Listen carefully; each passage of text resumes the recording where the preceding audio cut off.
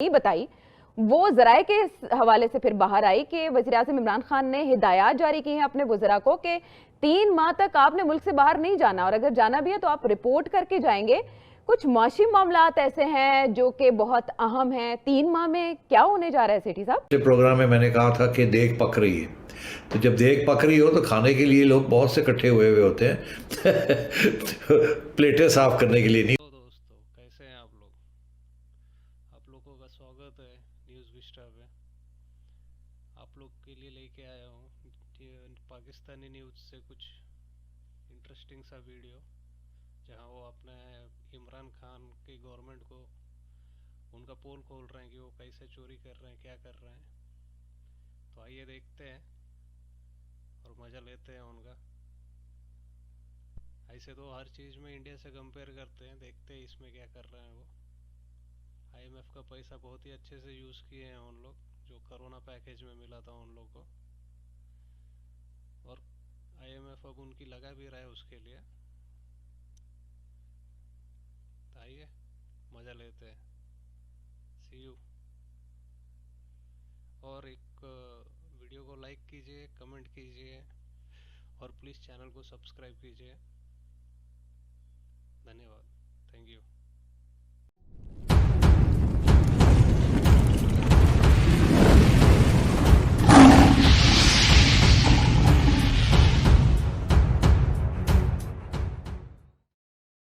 आपने सबसे पहले घबराना नहीं है।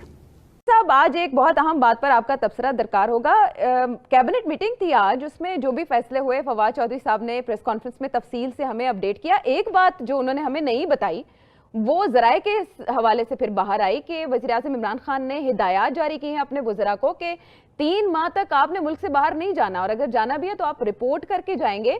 कुछ माशी मामलात ऐसे हैं जो कि बहुत अहम हैं। 3 माह में क्या होने जा रहा है सेठी साहब? कमाल हो गया ये। अब आगे कोई सवाल है पूछने का? इस प्लेटफॉर्म से हम कब से कह रहे हैं कि अगले 3 माह जो हैं वो बड़े ख़तरनाक हैं, और अगर ISI न्यूट्रल हो जाती है तो फिर खान साहब के ख़िलाफ़ वोट ऑफ नो कॉन्फिडेंस किसी स्टेज पे भी आ सकता है। तो इसलिए मेरा ख़्याल है उनको इस बात का एहसास है कि आगे 3-4 ऐसे ख़तरनाक मरहले आ रहे हैं जिसमें इन्हें, जैसे कहते हैं ना, ऑल हैंड्स ऑन डेक, अपने सारे सलार और सिपाही जो हैं उनको इकट्ठा करके अपनी फ़ौज को खड़ा करना पड़ेगा। एक तरफ तो लॉन्ग मार्च की धमकियां आ रही हैं, लॉन्ग मार्च के लिए भी लोगों को इकट्ठा करना पड़ेगा रोकने के लिए, और सबको इसी तरीके के साथ अगर कोई वोट ऑफ नो कॉन्फिडेंस हो जाता है।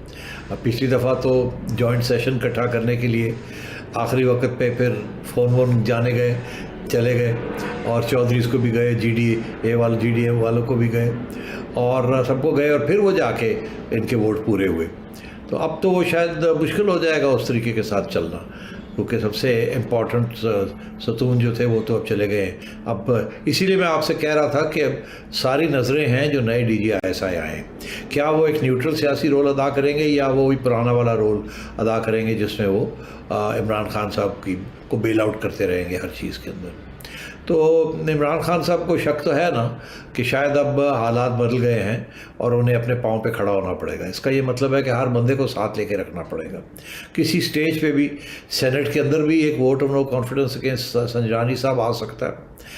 इसी तरीके के साथ नेशनल असेंबली के अंदर भी, क्योंकि अगर किसी स्टेज पे भी एक vote of no confidence launch हो जाता है तो फिर उस वक्त प्राइम मिनिस्टर साहब डिज़ोल्व नहीं कर सकते असेंबलीज़ को, फिर तो बहुत से मसले बन जाएंगे। तो ये सारी बातें चल रही हैं। आपको पता है पिछले प्रोग्राम में मैंने कहा था कि देख पक रही है, तो जब देख पक रही हो तो खाने के लिए लोग बहुत से इकट्ठे हुए हुए होते हैं प्लेटें साफ करने के लिए नहीं होते। अच्छा, वज़रा को तो उन्होंने हिदायत कर दी, लेकिन हमारे गवर्नर पंजाब तो बैरून मुल्क ही हैं। लंदन में ही उन्होंने एक बड़ी अहम बात की। 3 साल बाद उन्हें ये बात करने का ख्याल क्यों आया, यही आपसे जानना चाहेंगे। उन्होंने कहा कि उन्हें रस्मी ओहदा दिया गया, साइडलाइन कर दिया गया। मेरा ख्याल है उन्हीं की जुबानी सुनते हैं, उन्हें शिकवा क्या है वो भी इस मौके पर। मैं तो सेनेट का मेंबर था पाकिस्तान की, तो ये ओहदा मैंने मांग के नहीं दिया, ये मुझे दिया गया। तो पार्टी ने फैसला किया कि मुझे भी आपको हम जो है ये ओहदा देना चाहते हैं। पार्टी की लीडरशिप यूनानिमसली उन्होंने मुझे कहा तो मैंने ये उदा अब किया। दबाव बंदे का आपको साइड पे लगा दी, यही लगता है मुझे। ये बाद में मुझे पता चला। सेठी साहब वो बता रहे हैं सारी फॉल्ट लाइन्स अलमिया है पाकिस्तान का कि शख्सियात के पीछे भागते हैं, इदारों को मजबूत नहीं बनाते और इस तरह के शिकवे शिकायत कर रहे हैं कि हम इस्लाहात नहीं कर सके। 3 साल के बाद चौधरी सरवर का ये सच जो है ये कितना कड़वा और कितना रसीला है आपके ख्याल में?